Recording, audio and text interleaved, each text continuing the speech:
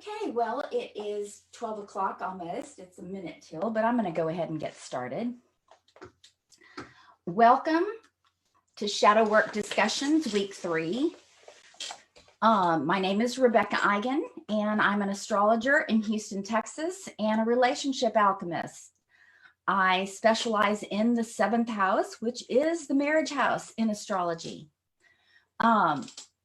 So in our birth chart, in everyone's birth chart, there is an opposition, which is 180 degrees. Our first house is right here. Our 7th house is exactly 180 degrees opposite. And it's recognized in all of us as a seesaw or teeter-totter that requires balance and integration. And usually first we do one side and then we do the opposite side, but neither one of those feels good, as we are either lopsided and extreme in our self-interest, or we're the opposite. We're indecisive and wishy-washy and vacillating, a peace at any cost type of person. So in the zodiac, Aries and Libra are the signs of this archetypal polarity. And before you say, I'm not a Libra, I'm not an Aries, those are signs, and signs are archetypes. Archetypal means we all have them. So everyone has Aries, everyone has Libra somewhere in their birth chart. And everyone also has at least one opposition, which is the north and south nodes of the moon. And some people have several oppositions, or they will have planets in the 7th house, which is what I specialize in my work with astrology, because it is the house of opposites. Aries, as an archetype, describes self-interest, what I want, what I need, when I want it. It's my immediate concerns for self. And negatively, you could also see that as selfishness if you're an extreme. Where Libra is the opposite. Or if you have planets in the 7th house, which is what I specialize in my work with astrology, Libra is concerned with balance, with fairness, with your interests are just as important as my interests. Because the bottom line with a Libra, or the Libra archetype, wherever it is in our birth chart, is about harmony in relationships. That's what we are desiring. So Aries, again, is fighting, taking a stand, asking for what we want. Libra is cooperating, accommodating, and collaborating in ourselves and in our relationship, because there is going to be conflict when we get out of balance with each other. So here's where Jung's theory of opposites really is helpful to our relationships. His theory of opposites is that whatever we're identified with very strongly, the exact opposite is going to be in our unconscious building up, and to the same degree. So if I am this, then I am not that.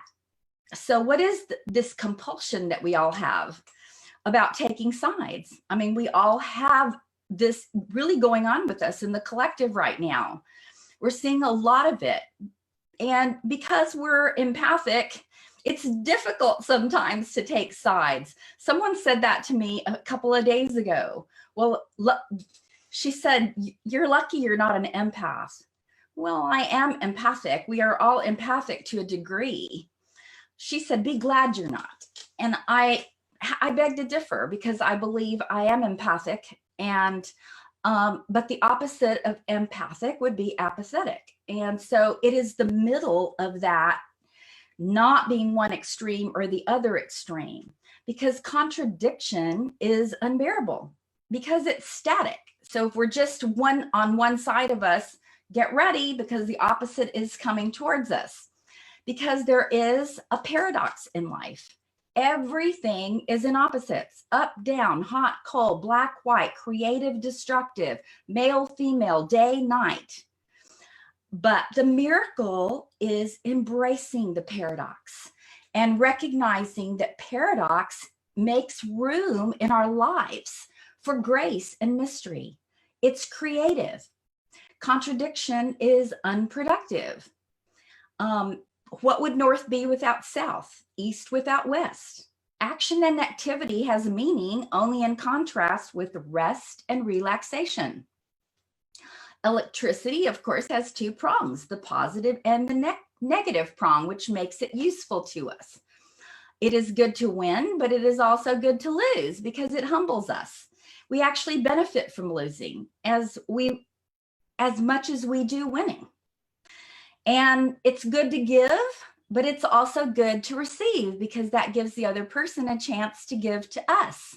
We can't be both givers and we can't be both overtakers because that's what we end up having if we have polarity like that. Even ever been in that kind of relationship where you're the overgiver and they're the overtaker? Well, it doesn't work, does it? It gets uncomfortable. So living with this awareness is to practice both and thinking instead of either or thinking. And we can look at both sides to make an effort with our partners to meet them halfway. We don't want to become an extreme like they are, but we want to meet each other halfway. And you might say to me, well, what if my partner's not willing to meet me halfway? Well, I feel like you can start meeting them halfway by yourself, and unconsciously they'll pick up the opposite because that's how relationships work. It really is interesting how that happens.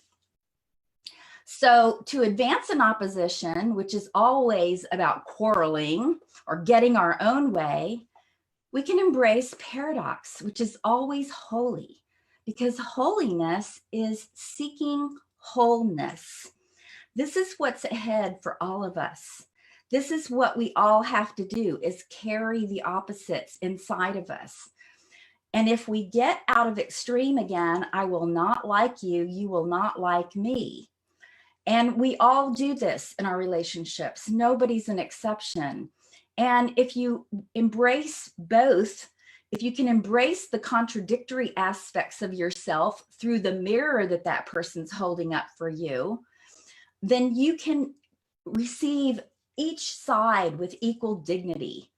And if I allow you to carry my opposites, again, I will not like you. So I have to become aware when extremes are happening between myself and another person, and then make an effort to be conscious, because that is the key, to be aware of it, to be conscious of it, and to suffer through it, because there is suffering at times. I believe it's a constant challenge to become conscious, and it requires shadow work. And it also requires relationships, because you can't do this alone. You can't. My favorite teacher and mentor, Pittman McGehee, says, I alone must become myself, but I cannot become myself alone. We need relationships in our life in order to see these contradictory parts of us. But again, keep in mind, these are in your unconscious, or you wouldn't attract that person to begin with. That same, that theory of opposites, which is really hard to do, but it's really helpful. Whatever you're highly identified with, the exact opposite is in your unconscious to the same degree. So if you're aware of your unconscious and your shadow, then you begin to start doing the separating of the things that you're seeing in your life coming at you. Because if it starts coming towards you in a repetitive fashion, it is about you. You're just not aware of it.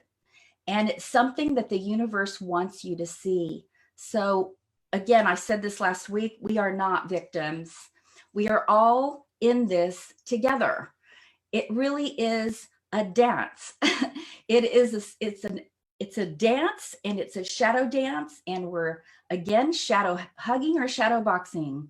So it's our willingness, and it's our willingness to grow, our willingness to change, to allow the other person to give the meaning to us that this is bringing to us, and to suffer, because there are some things that are very challenging. We have to suffer to allow that person to be in our life, and to recognize where we are each out of balance, and to have honest,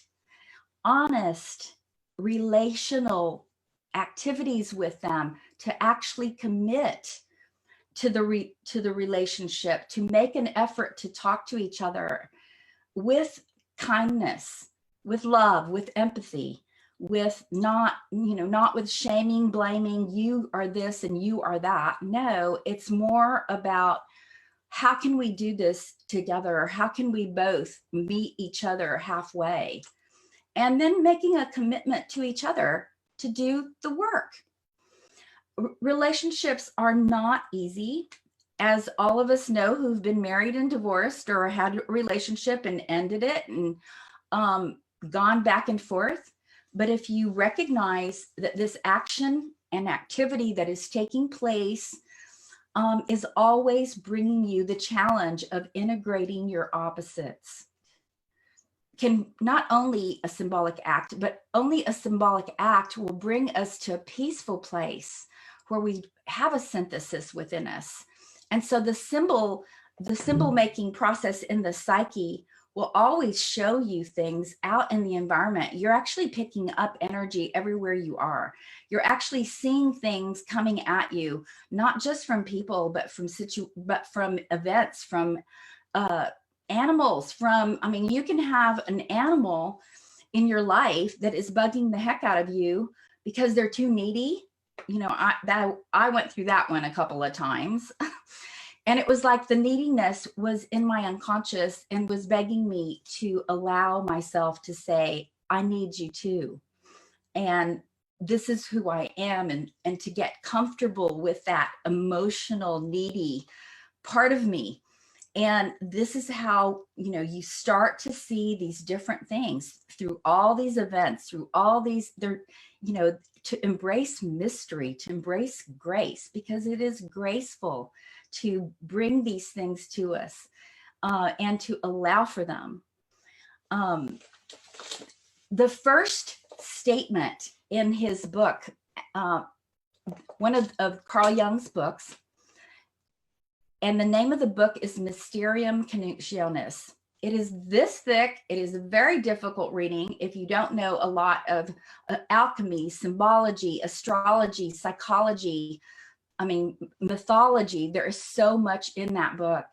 But the very first statement in the book is the factors which come together in the conjunctio are conceived as opposites, either confronting one another in enmity or attracting one another in love.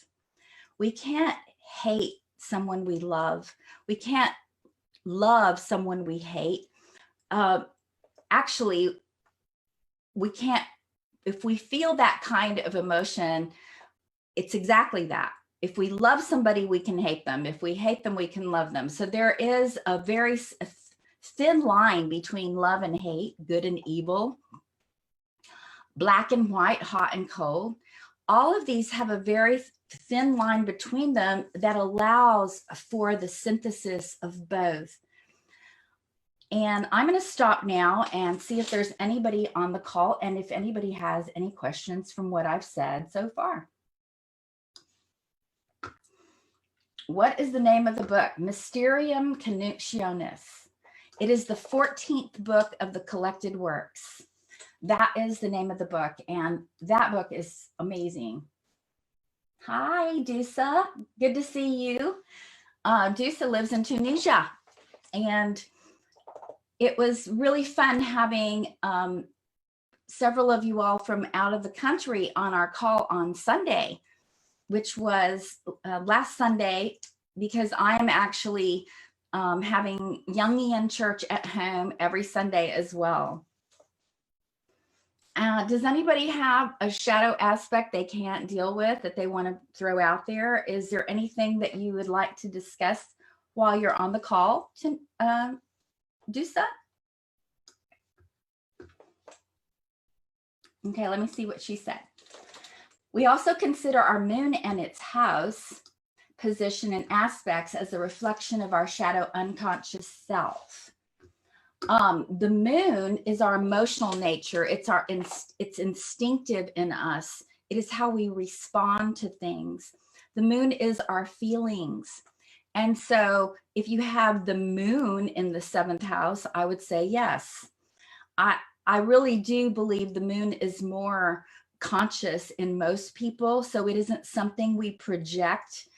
You know, when I was talking about neediness, that's because my 7th house ruler is in Cancer. So that's how I was able to finally see that. But it's not necessarily everybody's moon. It happened to be mine because of it being the ruler of my 7th. Does that make sense? I mean, most people are conscious of their moon.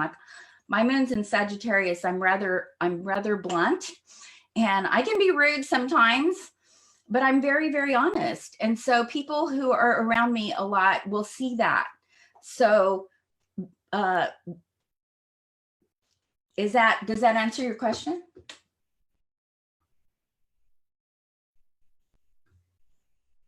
Again, there's this like 2-minute delay between what I'm seeing on the screen and then what's on Facebook. It's so interesting because it's like a full minute, I think.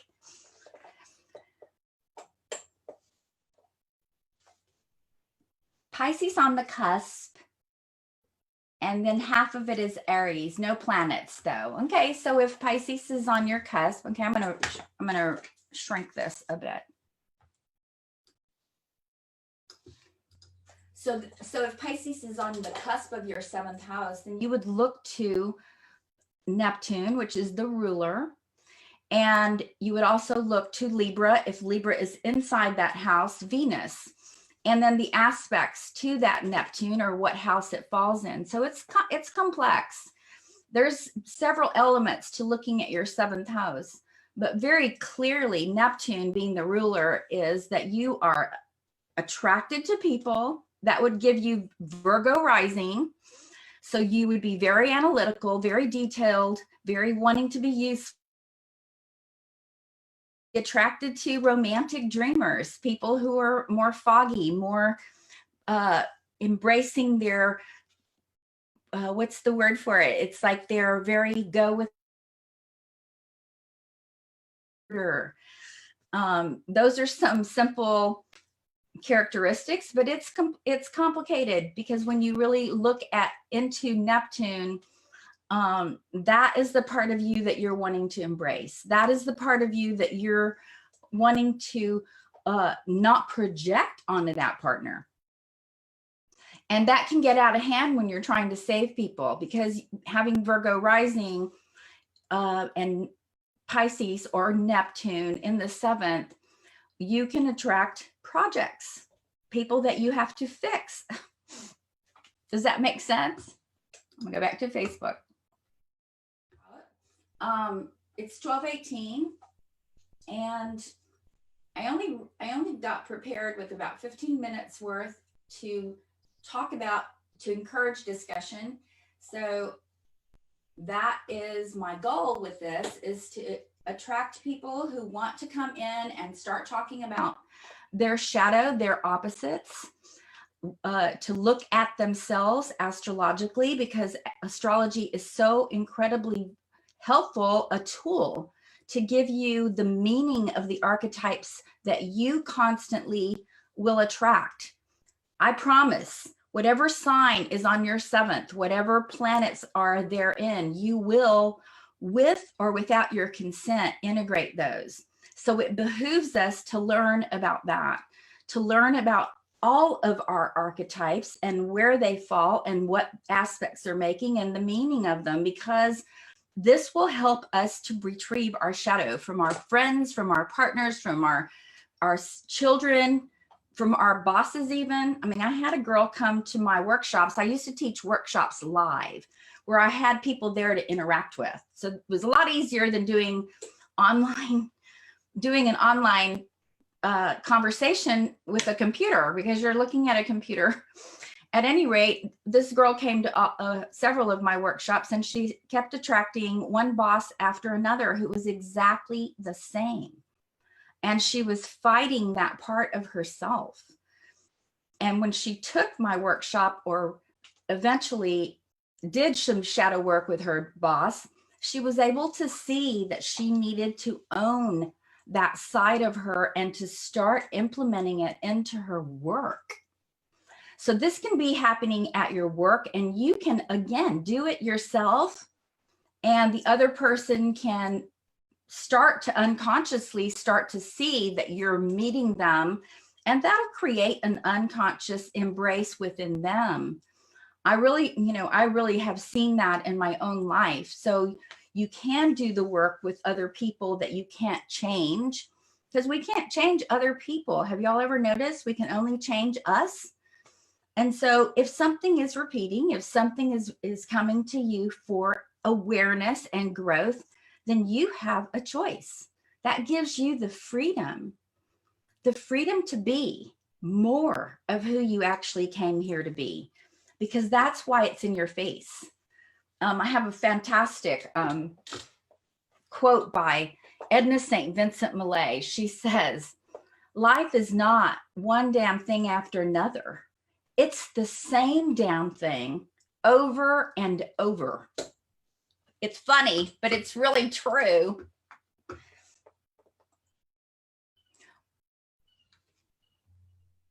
How do you choose when to move on or to make a long-term commitment? Well, when we have there's two other archetypes inside of us, which is the puer eternus, which is the Peter Pan complex, or the puella in a female. And there's also the senex, which is the older man or the responsible person, the person who is more committed. And the puer, or the Peter Pan, wants to jump out and run away from a problem because really can't deal with a commitment. But if you've been committed to something for 15 years and it's still stuck, it's very uncomfortable. It makes both people very, very uncomfortable.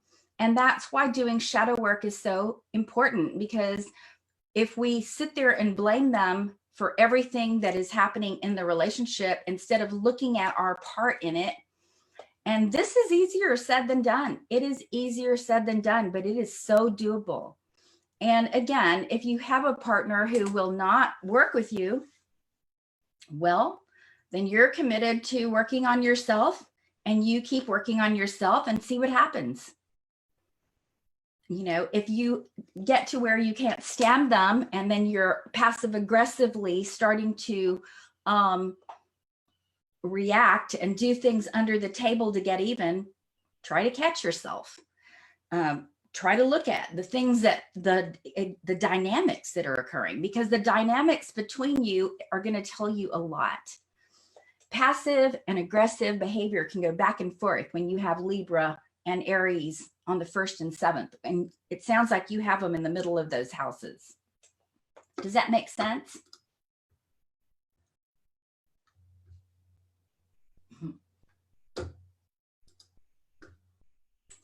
I do want to say one thing about the 7th before we end today, and that is that it is the house of commitment.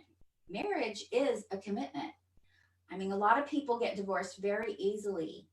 And I encourage people who are married to do this work before they leave their marriage.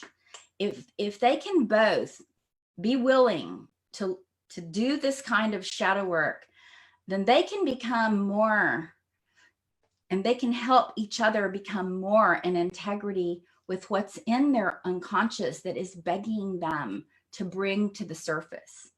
And when something is happening in your marriage, that's not the only place it's happening. It's going to be happening in other locations. So it'll happen at work. It'll happen with friends.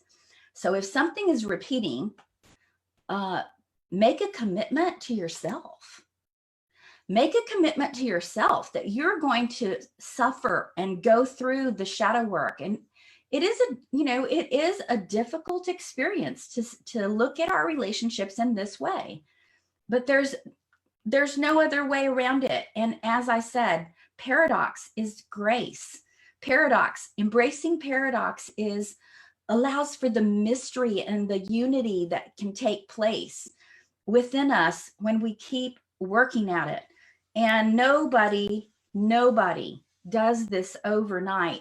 Even the most seasoned psychologists and astrologers, and nobody's doing this overnight. And next time we're going to talk about dreams and how dreams will bring these things to you. If you're not working on it, your dreams will start giving you information because they are also symbolic. They are also representing what's in your unconscious in a symbolic language. And I'd like to recommend a book. It's called Dreams, God's Forgotten Language by John Sanford. That is an excellent book.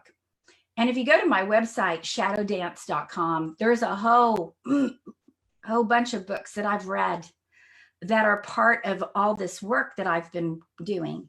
And my goal always is to help two people look at their opposites. Yikes, excuse me. It's allergy time in Houston. And even though I would like to stay indoors all the time, I absolutely can't. So I go walking every day for 3 or 4 miles every single day, and I'm out, and the pollen is all over my table outside. Yesterday, I cleaned out my hot tub, and the patio table was covered with pollen.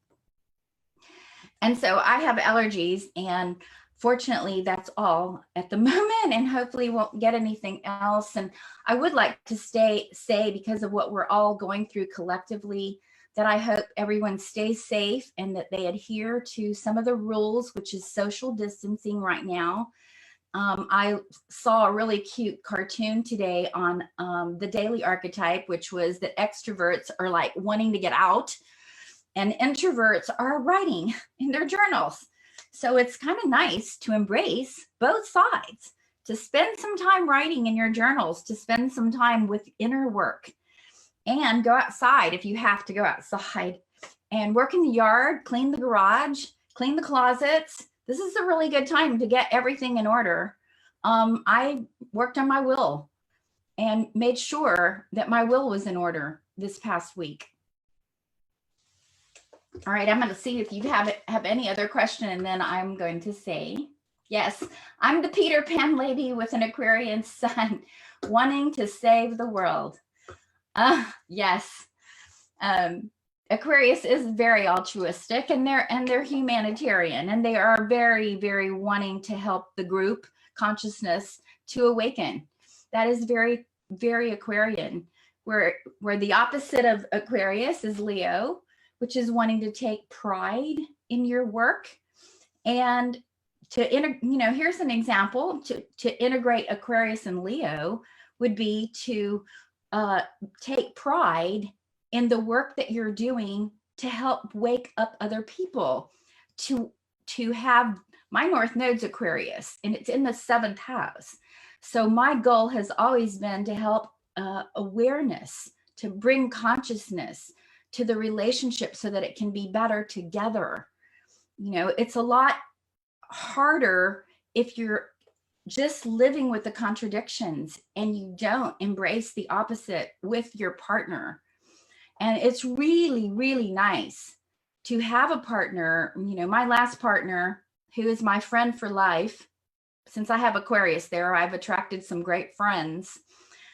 We never had to say, it's your turn to do this or that. We just did it because he had some Libra in him, and I have a lot of Libra. And so we just took turns helping each other and doing things for each other. And we took turns talking about things that were important to us and not putting each other down for what we were interested in.